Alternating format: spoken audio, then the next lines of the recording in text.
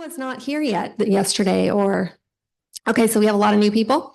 So I do want to tell you that the College of Naturopathic Medicine has recently granted Barbara O'Neill the title of Associate Professor. So let's welcome Associate Professor Barbara O'Neill.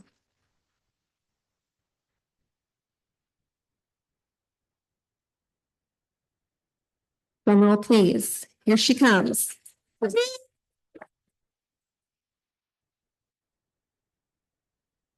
Thank you and welcome. And we have a new microphone today, and we are pretty sure this one's going to be even better and you're going to hear everything I say. So thank you for coming. I'm excited at the things we're going to be discussing today. The first one is the liver.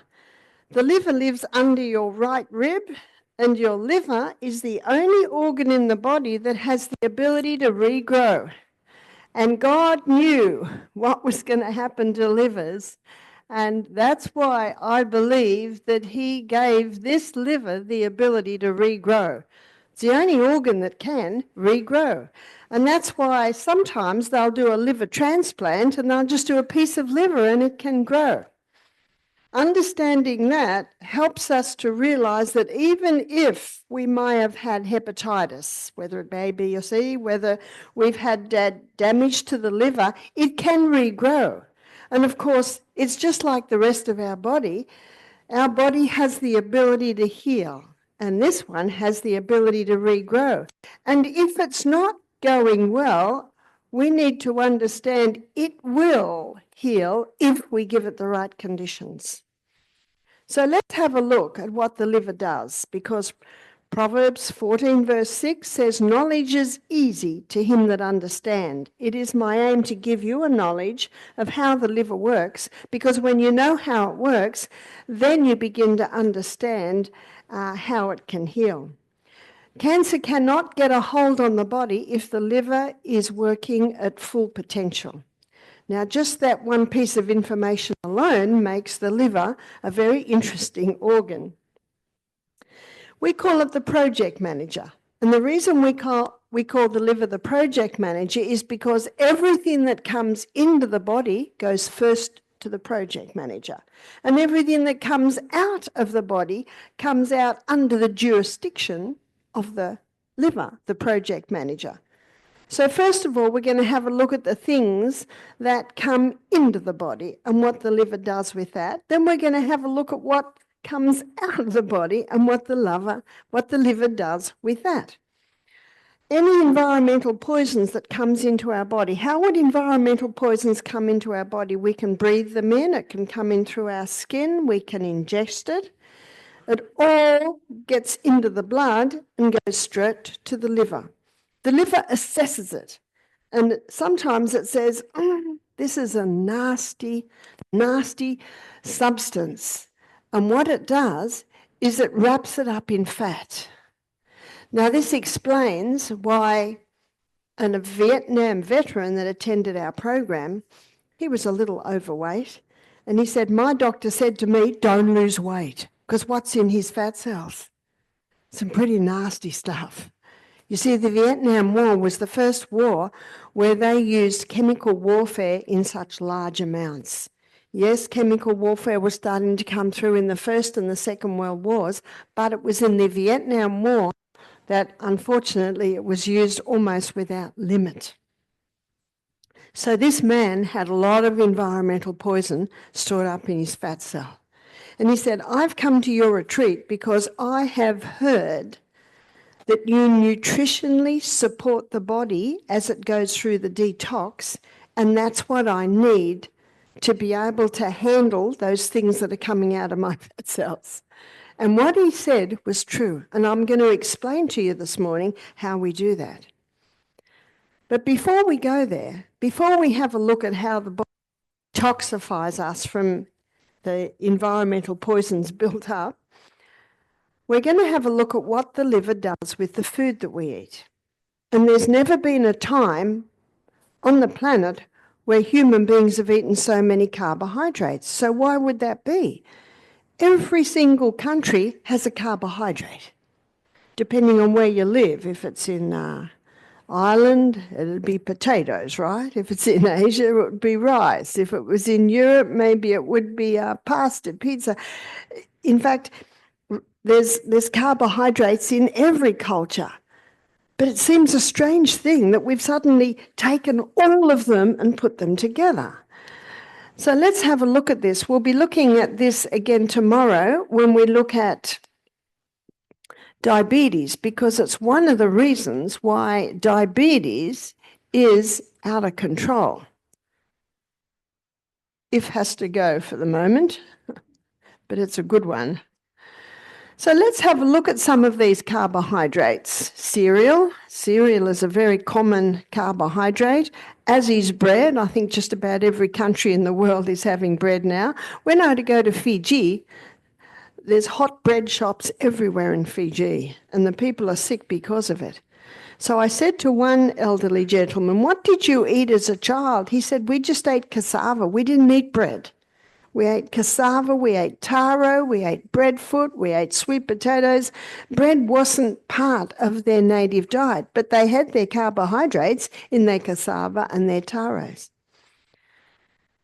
Cereal, bread, and also cakes. Now, I'm not going to write down all cakes or I'll just about fill the board.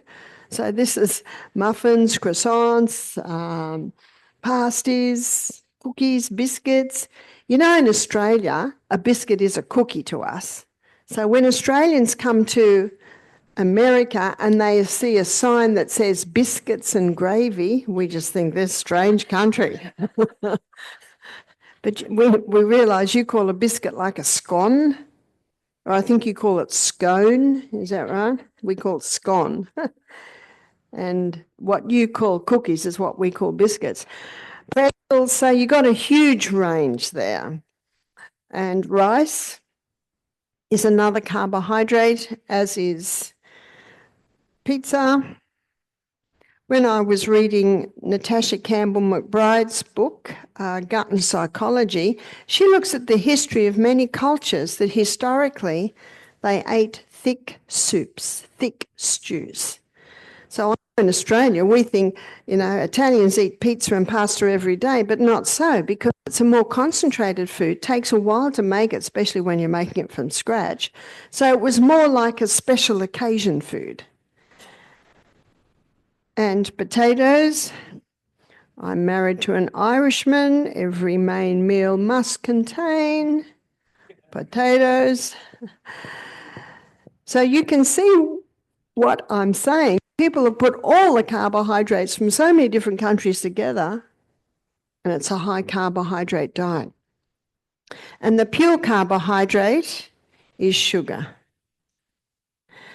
The pure crystallized acid that's extracted from the sugarcane plant. So I want to show you what happens to these foods. Yesterday we went on a journey through the gut and we had a look at how these foods are broken down. Once they're broken down to singular structures, and that singular structure is glucose. There are two singular structures from carbohydrates. It's glucose and fructose. Now, last night question, fatty liver. What's fatty liver? Well, the liver is the only organ that has fructose receptor sites.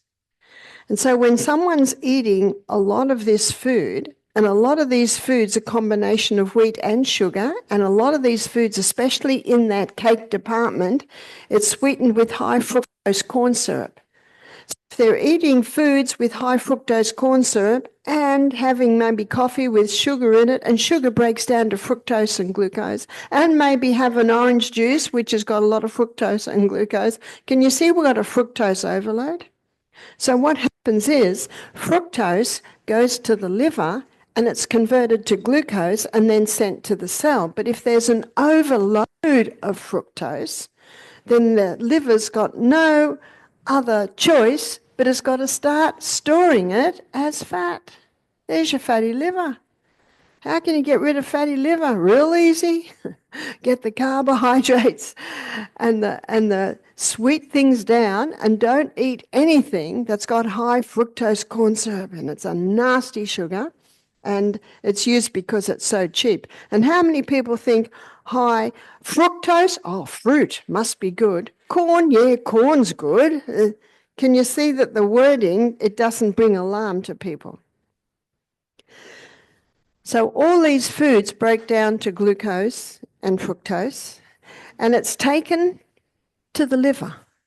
And the liver breaks the fructose to glucose, but again, if there's overload, some of it has to be stored. And then the glucose is sent to the cell. So let's go to the cell and see what happens there. So the glucose is sent to the cell, and as we looked at last night, it goes through a 20-step pathway, which gives us 2 units of energy. The end result of the 20-step pathway is a chemical form of glucose called pyruvate. And pyruvate, as the chemical form of glucose, gets fed into the powerhouse of the cell. Called the powerhouse of the cell because the 8-step pathway delivers to us an impressive 36 units of energy. What makes the difference is oxygen. This pathway is the glycolytic pathway, no oxygen. So the first place that the liver sends the glucose is to the cell. But on a high carbohydrate diet, we've still got a lot of glucose left over. And so now it's stored like a little bunch of grapes inside the cell, especially the muscle cell. These are little molecules of glucose. They're stored here, and it's called glycogen. Glycogen is a name given to quick-release glucose stores. When we look at diabetes tomorrow, we'll be looking at that in a little bit more detail. But right today, we're looking at the journey of glucose and what the liver does with it. But we've still got a lot left over. And so now the liver stores it in the most amazing fuel depot in the human body. It's called fat. And many people today on this high carbohydrate diet, what's happening to them, students? They're getting bigger and bigger and bigger. Fat doesn't make you fat.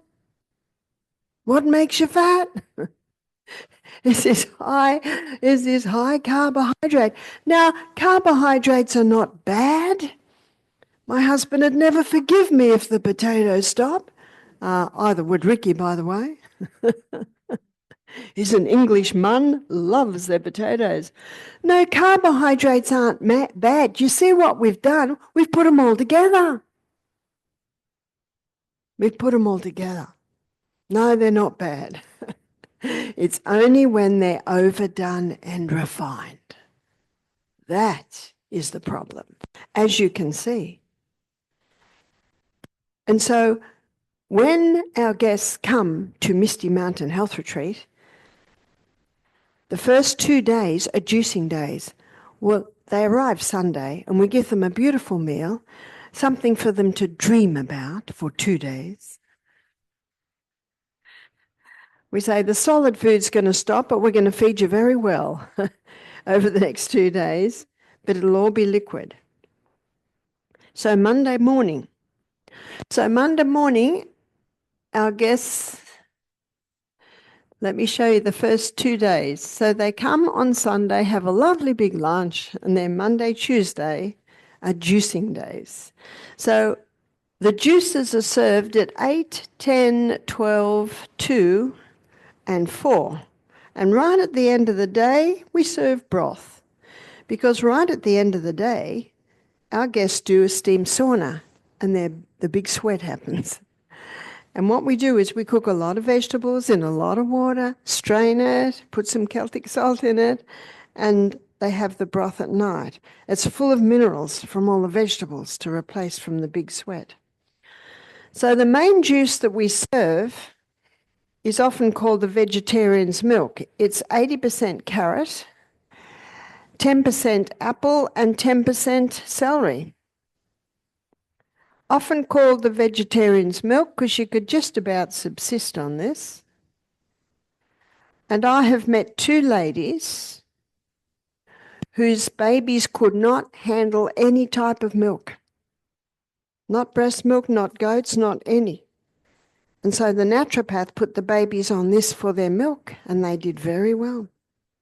In fact, one baby had a major skin problem, and the baby went well on this, called the vegetarian's milk. That's the main juice we serve. Every juice, there's a bit of variation. Sometimes we add a bit of beet. Sometimes we add a bit more apple and green. Sometimes we add cucumber. Sometimes we add ginger. So there's a little variation each juice. And our guests receive an 8-ounce glass of juice every 2 hours. Every second juice, so it would be 8 o'clock, we also serve them a green barley. And the green barley is mixed with a little lemon juice and water, and that green barley comes in about 2-ounce glass. I'm just trying to do because we'd have mils, but I think it's about 2 ounce. And then green barley also is served at 12, and green barley is also served at 4. I'm going to take you through the 3 phases of the liver detox. And as I take you through this phase, I'm going to refer back to the juices and why we serve it that way. So when our guests wake up on Monday morning and no solid food appears, and we serve the juice, the 8-ounce glass and the 2 ounce of the green barley, we're not supplying enough glucose for the body to run on.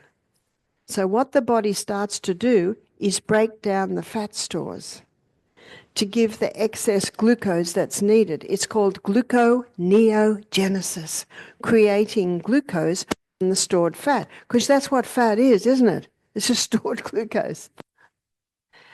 And as the glucose is released, something else is released, the fat-soluble toxin that has been building up in our bodies over many years. Sometimes it's in the air we're breathing, and sometimes it's in the food we're eating, sometimes it's in what's touching our skin, personal care products, some fabrics. Once again, it's released. Once again, it comes to the liver. It says, not you again. And it's just about to say, wrap him up in fat and store him. And it says, hang on a minute, we're at the health retreat. We're receiving nutrients necessary to break the fat-soluble toxin down to a water-soluble state. Because it can only be sweated out, urinated out in a water-soluble state. And the liver does this through 3 phases. So within hours of waking up on Monday morning, no solid food appears, the fat-soluble toxins released with the fat to give the glucose, and phase 1 begins. Phase 1 in the detoxification of the liver takes this fat-soluble toxin and it breaks it down to a metabolite. What's a metabolite? A metabolite is just the first stage of metabolism or the first stage of breakdown. Because remember, the purpose of this 3 phase of the liver detox is to bring the fat-soluble toxin to a water-soluble. So the first stage, the first phase, is breaking down this fat-soluble toxin to a metabolite. Now that metabolite can be 100 times more toxic than it originally was. And you might say, well, what's the liver doing? It's just created something worse. Well, it's a process. What does it look like when you're cleaning out the garden shed halfway through? 100 times messier. What does the kitchen look like when you're cleaning out the kitchen cupboards? 100 times messier. It's a process. This metabolite also creates a lot of free radicals, and free radicals damage the tissues. So the liver has certain needs. It has certain needs as the person goes through phase 1. As it goes through phase 1, it needs antioxidants. Antioxidants are called free radical scavengers because antioxidants give the extra electron to the free radicals. Free radicals are an electron short, and that's what makes them unstable. So what are the most potent antioxidants? The most potent antioxidants are beta-carotene. And beta-carotene is found in all your orange and your green coloured vegetables. So that carrot juice is high in beta-carotenes. And when it's served with the green barley, high in beta-carotenes. So what we're doing is we're nutritionally supporting the liver to effectively detox. The most famous antioxidant is vitamin C. But vitamin C is not ascorbic acid. In foods, you'll find ascorbic acid with bioflavonoids. So when you buy vitamin, make sure that, yes, it's ascorbic acid with bioflavonoids. And the other antioxidant is vitamin E. And vitamin E is a fat-soluble vitamin. And in a minute, I'll show you how we supply that. Within 36 hours of beginning a detox, within 36 hours of no solid food appearing, phase 2 begins. And in phase 2, the liver takes this highly toxic, highly volatile metabolite and joins it together with amino acids. The union of the amino acids with the toxic metabolite produces the water-soluble state. And it's the water-soluble state that we want. It's the water-soluble state that can be easily released out of the body. So in phase 2, where did my 2 go? In phase 2, which begins within 36 hours of no food coming, phase 2 takes this toxic metabolite and joins it together with amino acids. So the union of the toxic metabolite and the amino acid produces the water-soluble state. So let's go back to the juices that we serve. At 10 o'clock on Monday, we serve a protein drink, and that is also 2 ounces. And at 2, we serve a protein drink. But on Tuesday, where our guests go into phase 2 of the liver detox, at 8 o'clock with the juice, we serve a protein drink. At 10 o'clock, we serve the green barley. At 12 o'clock, we serve the protein drink. At 2 o'clock, we serve the green barley. And at 4 o'clock, we serve the protein drink. The body's requirements for beta-carotenes, antioxidants, is higher on Monday as they go through phase 1.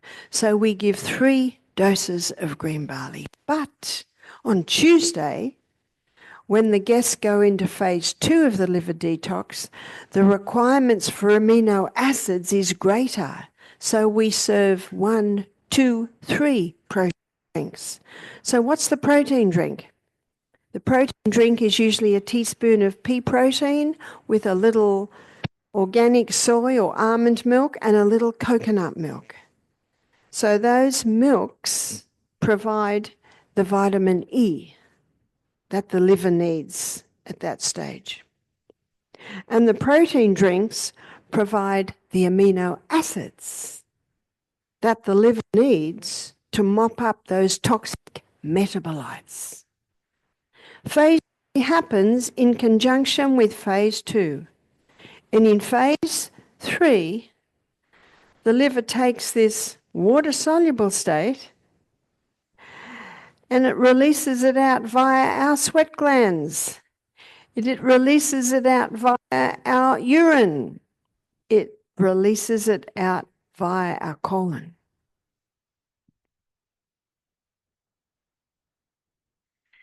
This 3 phase of the liver detox has only been known since the early 2000s.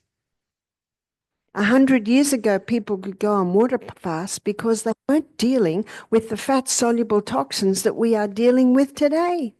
In fact, it is estimated that we are exposed to several hundred environmental every year.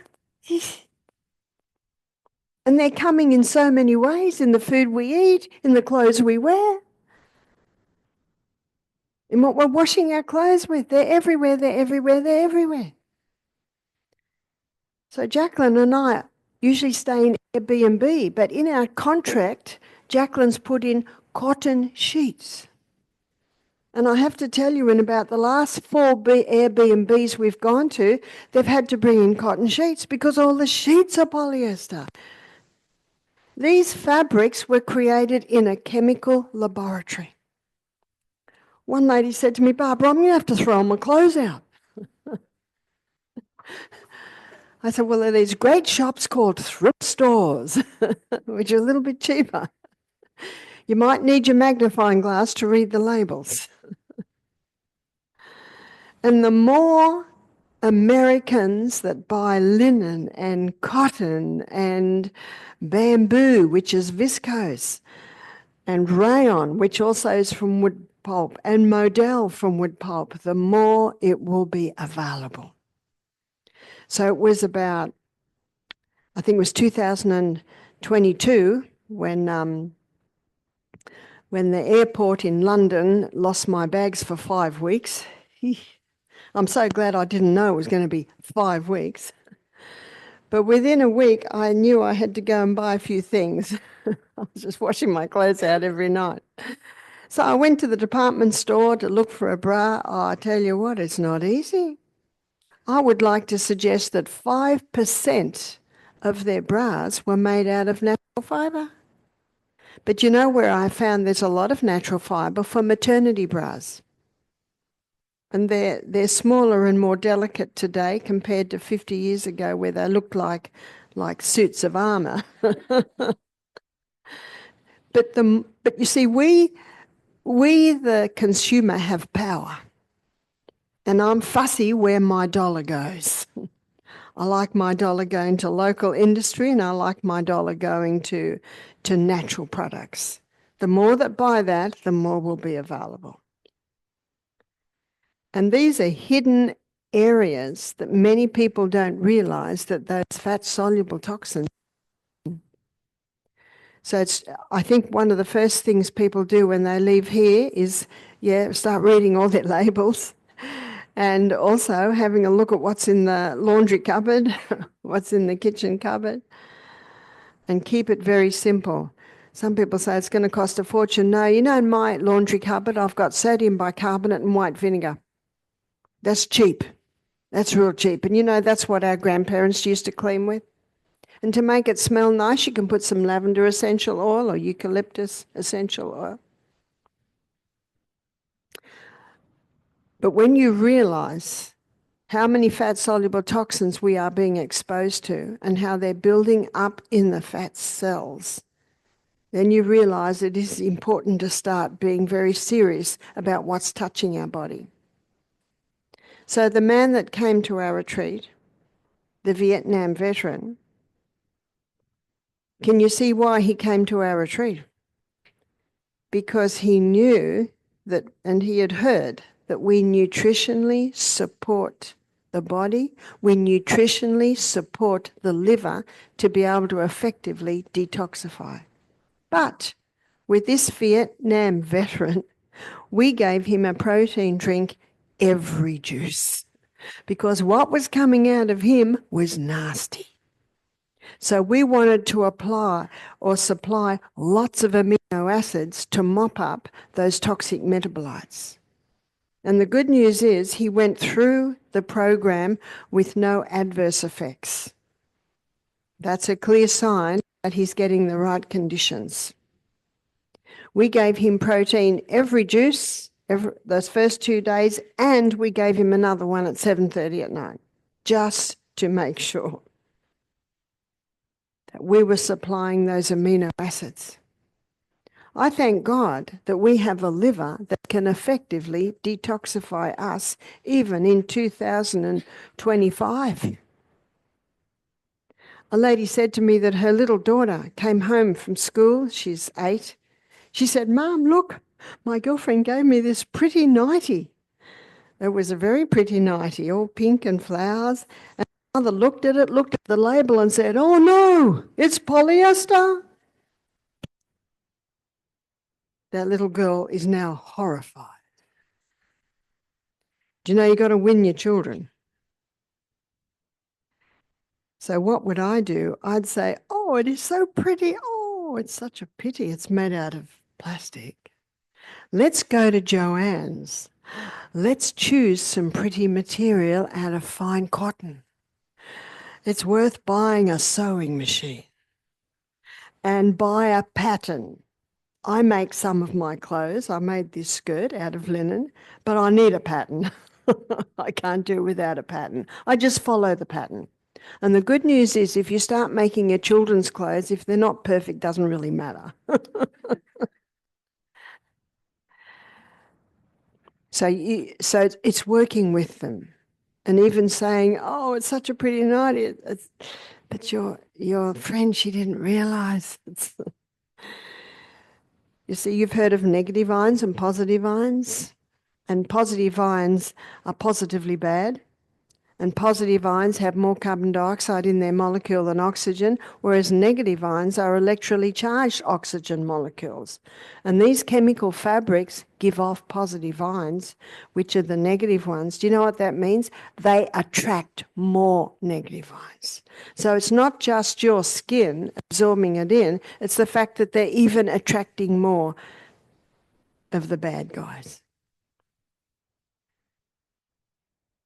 It's one thing to detoxify the body, as I've shown you, but it's another thing to get the waste out of the body.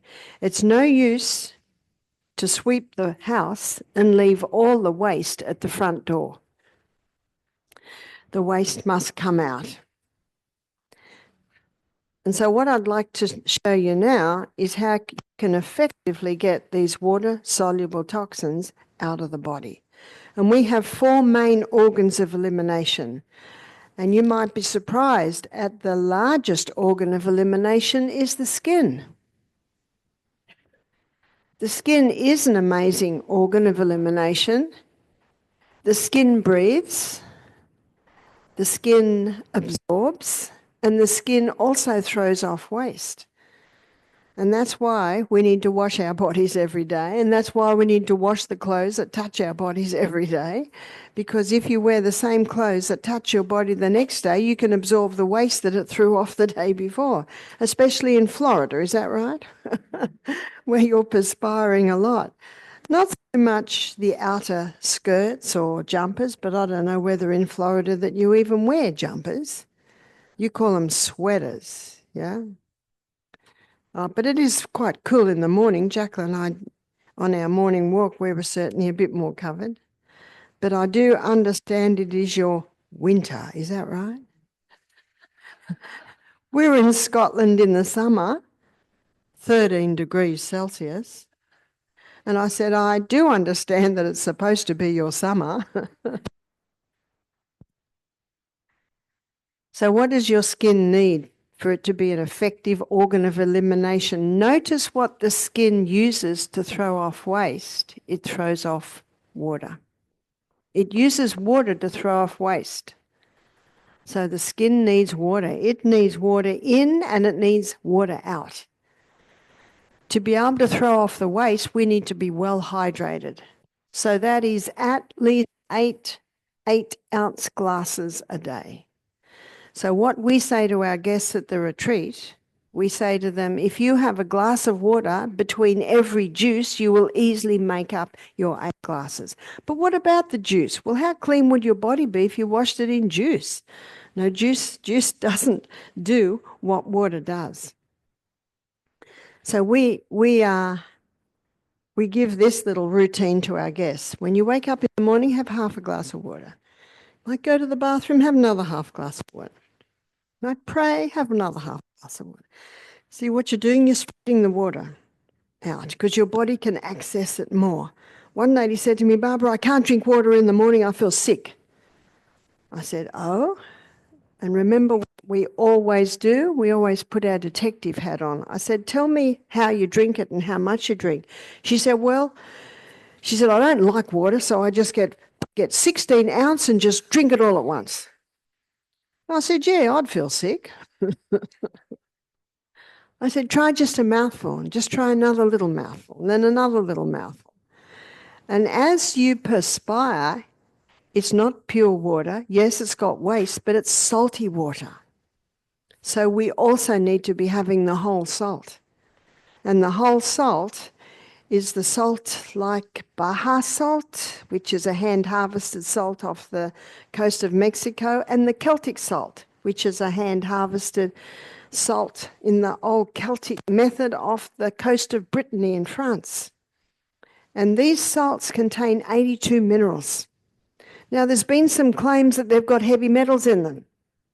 But you know, heavy metals are so heavy, you know what they do? They sink to the bottom of the sea. They're not in the water.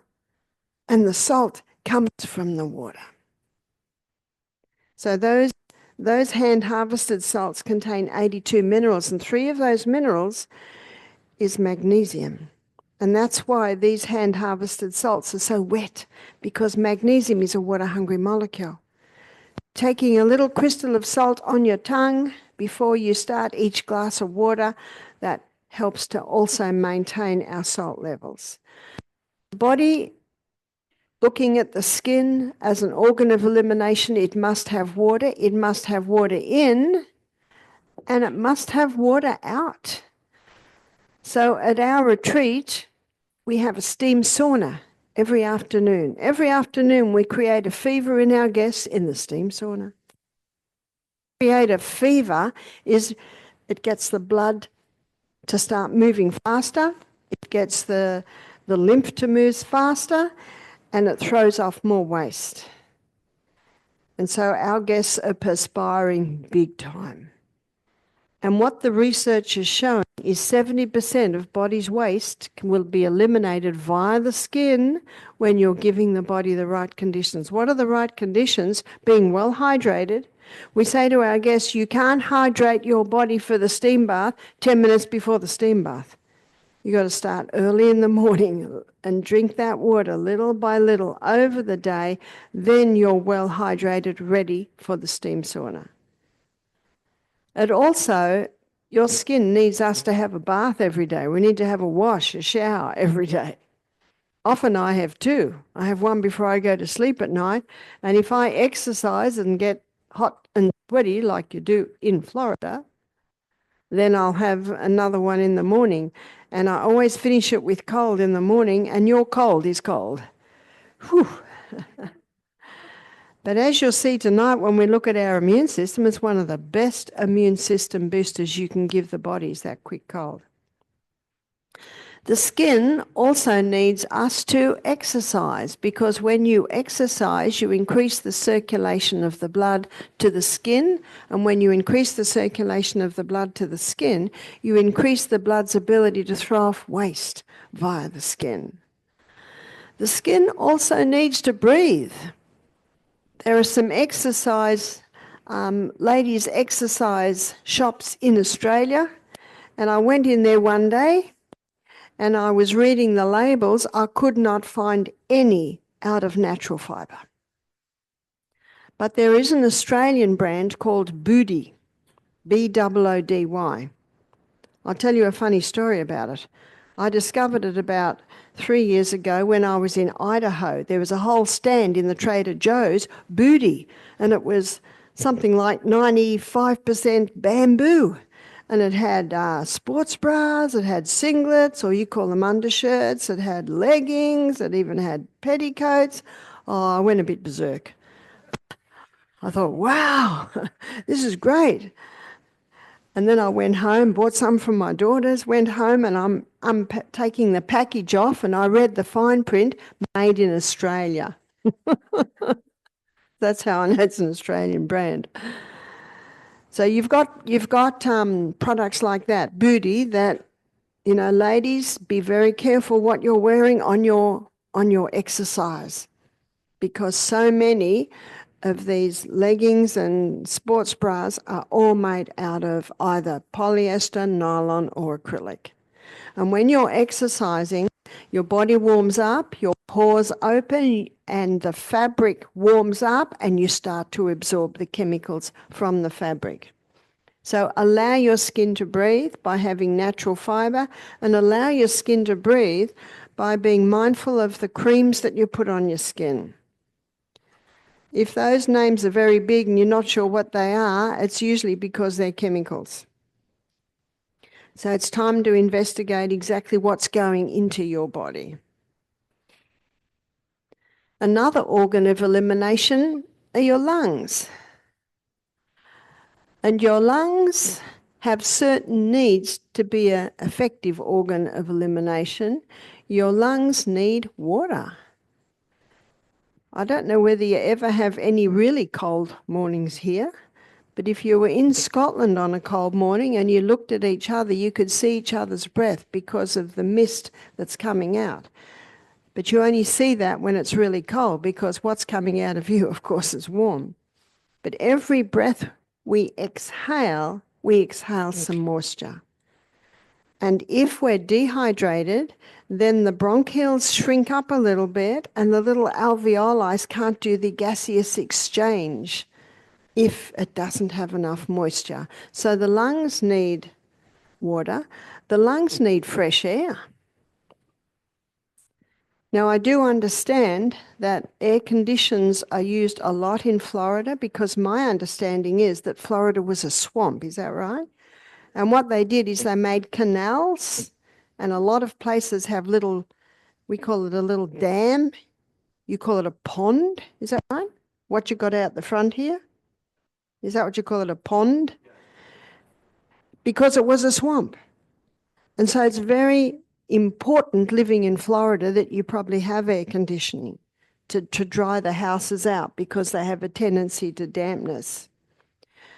But it's very important that you be constantly checking the filters or your air conditioning system, because in the warmth and in the moisture, that is where mold can tend to grow. So make sure that you're breathing in fresh air. Where I'm staying, it's an Airbnb, but it looks like it was a little holiday house that's been renovated. It's very nice, but I'm up on the top, so I've got 2 big windows, so they're always open. But it took a while to open them. I don't think anyone opens the windows here. Is that right? But I just very much like fresh air. So be very, very mindful of the air that you're breathing.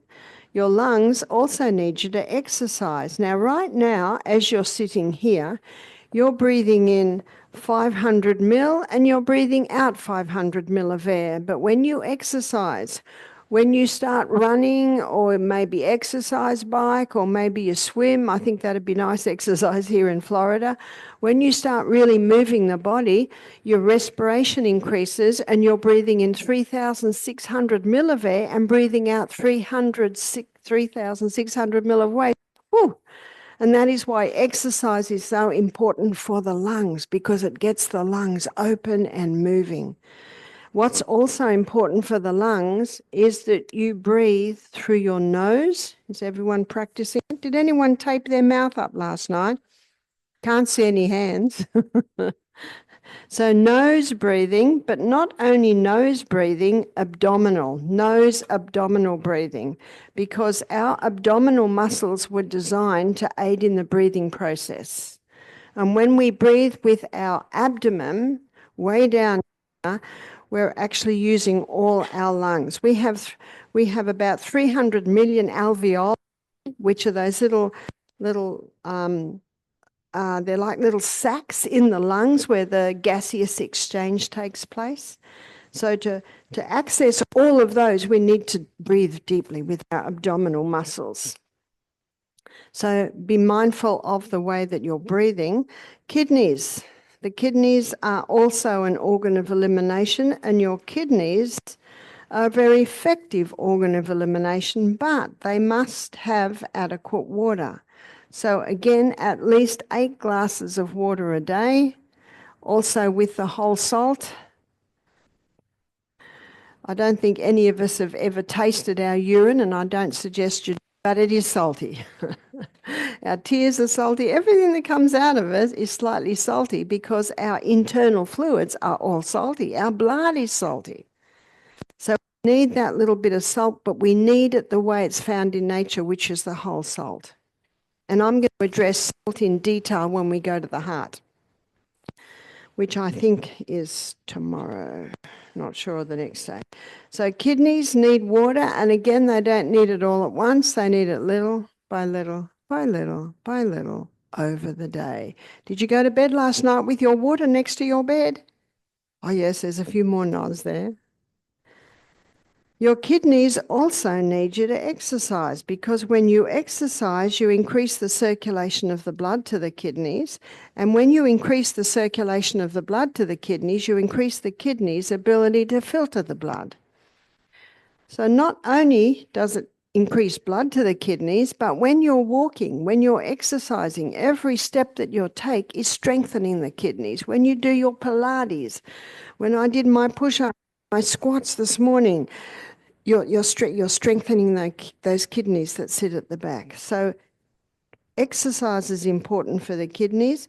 Kidneys also must be kept warm.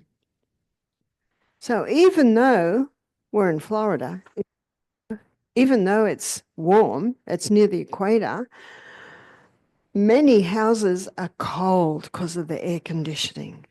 So it's very mindful to keep the kidneys covered.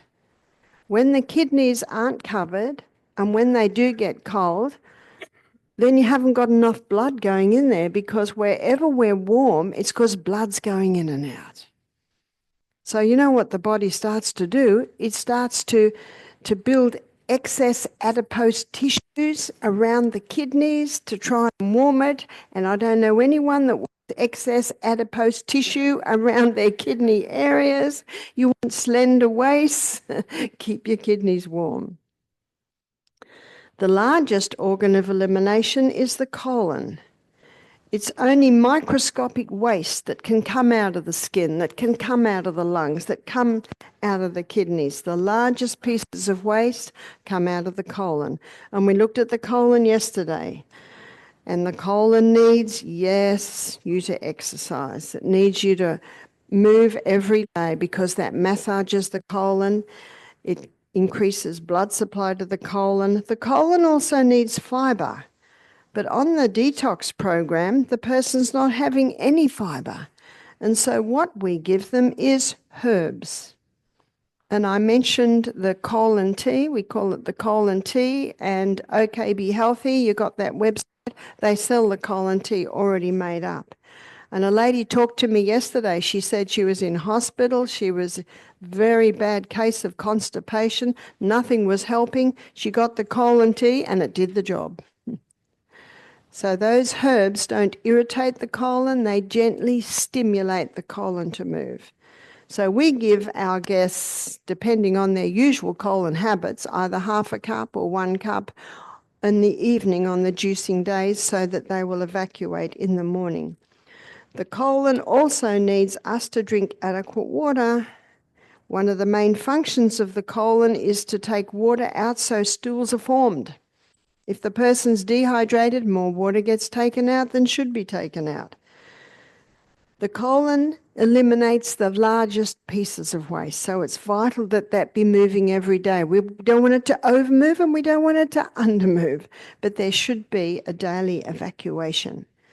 So we've got the 3 phases of the liver detox, where I showed you how the liver converts the fat-soluble toxin down to a water-soluble state, and now it's important to be able to eliminate that water-soluble waste out through these organs of elimination.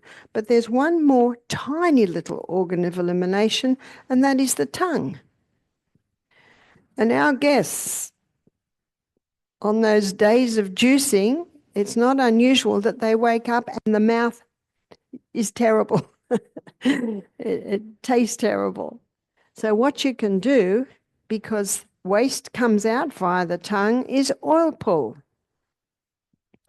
So what's oil pulling? It's actually been known through Asia for thousands of years, but it's taking a teaspoon of coconut oil, putting it in the mouth and swish, swish, swish.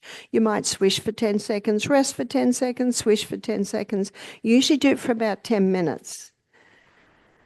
Now, if you put it in your mouth and after 1 minute you can't handle it because we're not used to a mouthful of pure oil, are we?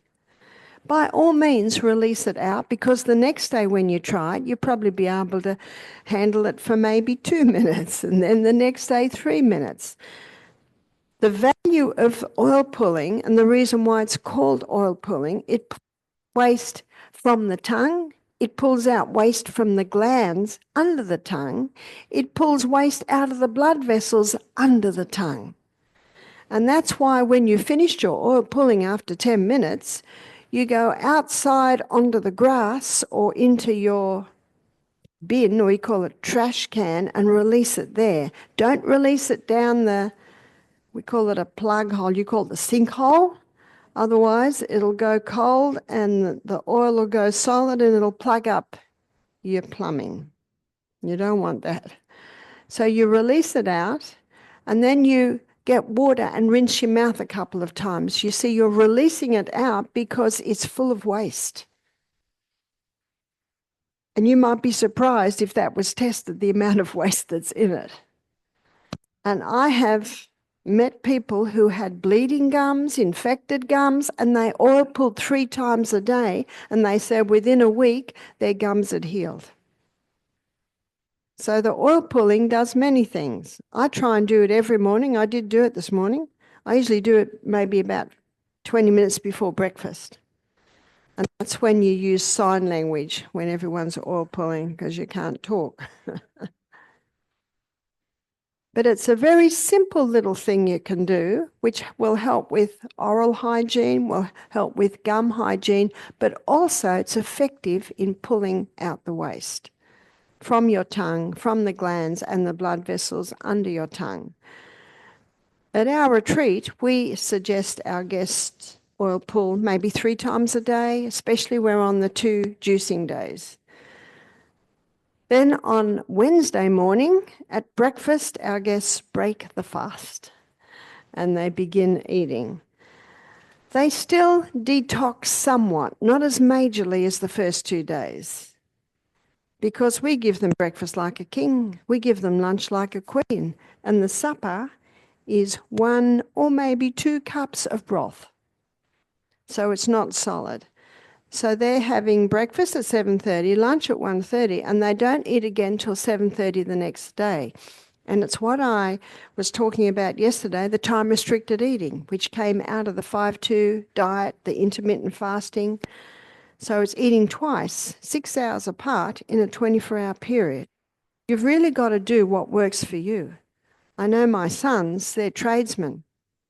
So they're getting up early and having breakfast about 6, and they're built like this, and they're working hard. They'll need something to eat at midday, and then they'll need something else at night. So it all depends on you. It depends on what works best for you. But a lot of people have found it's a great way to lose weight. They've found it's a great way to balance blood sugar levels, as we will look at tomorrow. And a lot of people have found that their brain is clearer on this time-restricted eating. So our guests continue to detox, but a lot less. If we have guests come for 2 weeks, they will go through the whole program twice. And a lot of people, when they go into the second fast, which means Monday, Tuesday on the second week, they can actually sometimes see discomfort, and it's usually because they're going even deeper into the recesses of their fat cells and releasing even more fat-soluble toxins. We had one young guy who was 44, and on that second week, he just felt nauseous on the second day, because remember, the second day you're going into phase 2 of the liver detox, and rashes came out on his skin. He said, "What's all this about?" He said, "I'm an organic dairy farmer. I'm not even exposed to chemicals." And I said, when did you become an organic dairy farmer? He said, "Oh, the age of 16. I said, what happened before the age of 16? He went, well, my father's farm had lots of chemicals. So the chemicals that he'd taken into his life in that first 16 years, now he's 44, going through the detox, and they're starting to be released. You see, your body knows what to do, and it's only going to let the chemicals or the environmental poisons out of your body in a way that you can cope with. So if all waste, all those chemical build-up, the environmental poison build-up were to come out of our body right now, we'd all be dead. Our body could not cope with it. So what your body does is it lets it go little by little by little. And that's why it is so important to nourish the body. Because as you can see by the three phases of the liver detox, the liver needs this nourishment. It needs antioxidants. It needs the beta-carotenes, vitamin C, vitamin D. And in phase 2, it needs protein. Another reason why protein is such an essential nutrient in the body. It needs protein. How many people take protein when they're on a detox? Not many. In my book, Self-Heal by Design, I have a whole chapter on the liver where I go into detail on the 3 phases of the liver detox. When I did my nutrition course, which was about 15 years ago now, every module we studied the 3 phases of the liver detox. The 3 phases of the liver detox is important to understand because of the environmental poisons we're exposed to today. So I gave this lecture at a seminar a few years ago, and a man came up to me and he said, this is very interesting, but he said, it's not for lay people, this is for academics. I said, lay people have livers too, you know. I think it's very important information for us living on planet Earth today, and you might be a little bit surprised that some of the things that I've been talking about, especially in the fabric and where we're exposed to these chemicals. And remember, it's not the odd day you do it or the odd day you don't. It's just day after day after day, like the dripping tap on a stone. That's where the effect is happening. And in my next lecture, after the break, I'm going to be looking at hormones. And that I will be showing you another aspect of these environmental poisons, how the effect that they're having on the hormones. And so with that said, it's time for a break, and we will return in about 15 minutes. Thank you. Thank you. Thank you. Some water.